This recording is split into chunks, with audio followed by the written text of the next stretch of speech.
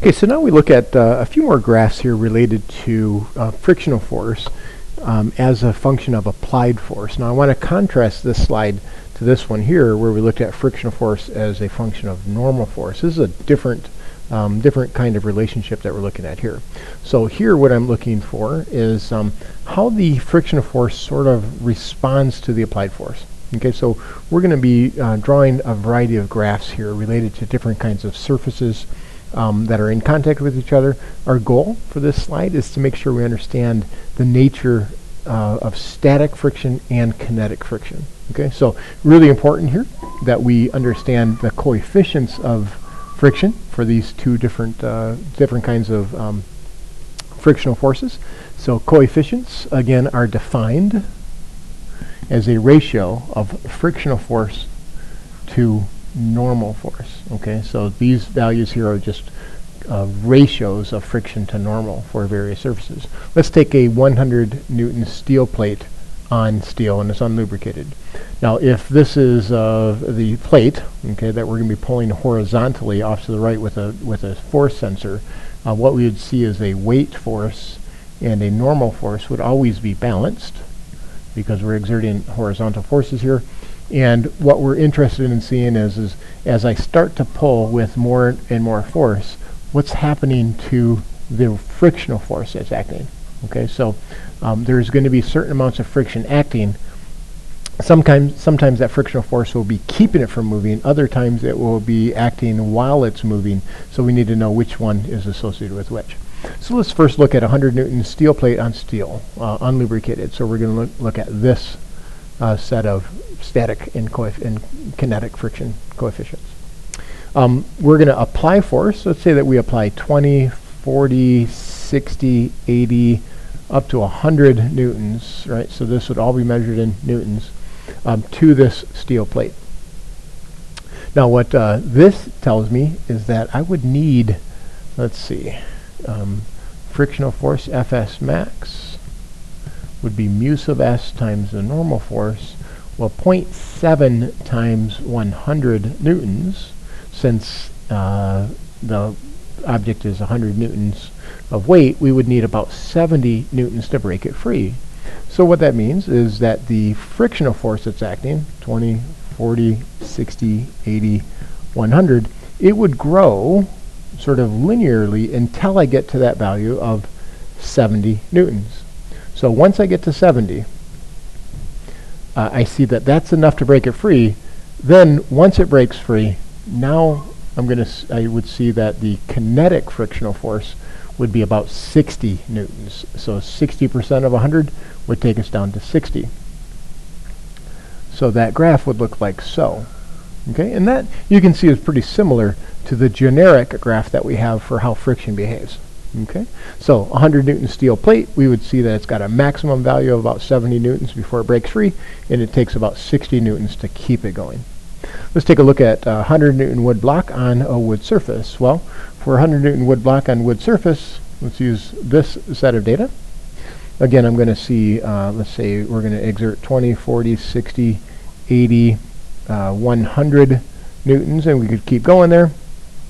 The amount of frictional force that's acting, 20, 40, 60, 80, and so forth. Now, for a 100 Newton wood block on wood, since I have mu sub s to be equal to 0.4, we should see that that would make the static frictional force, the maximum, equal to about 40 newtons, okay, based on that mu being 0.4. That means for a 100 Newton block, it would increase steadily. The amount of frictional force is based on how much applied force I have until I reach that maximum value. That would be at 40 newtons. And then since the kinetic friction is 0.2, that would take it all the way down to 20 newtons to keep it moving. Okay, so all of this would be how the frictional force sort of responds to applied forces. So it will exactly equal how hard I'm pushing or pulling on it until it breaks free. Then it's going to be a constant value regardless of the amount of force that I exert. Now if I were to double the weight of that block, Okay, so now I'm going to look at a 200 Newton wooden block on wood. If I double the weight, I also double the normal force. That means that I'm going to get double the amount of static frictional force. That means it will take it all the way up to 80 newtons before it breaks free.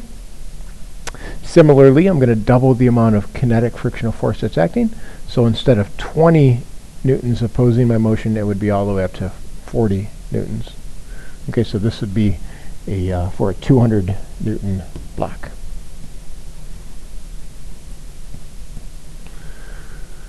Let's try the 500 Newton rubber tire on dry concrete.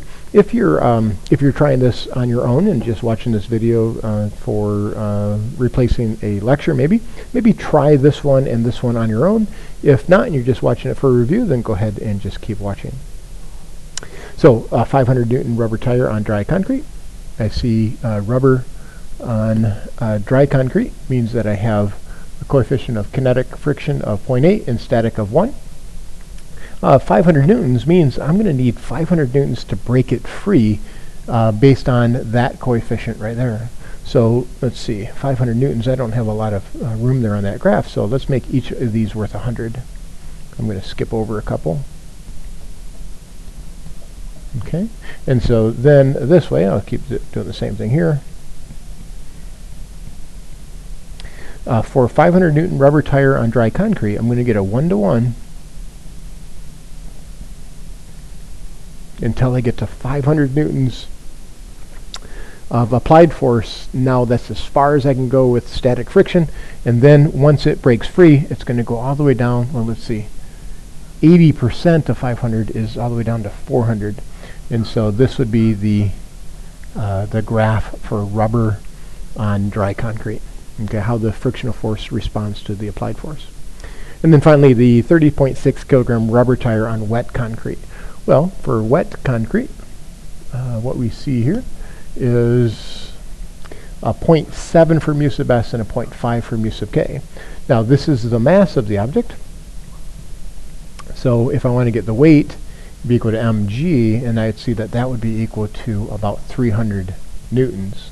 If that's the weight, and I'm again exerting forces right or left, that would also be the normal force. Okay. So the applied force, let's see, let's keep going. 100, 300, 500, 700 newtons that I might be exerting, and let's keep going here with 100, 300, 500, and so forth.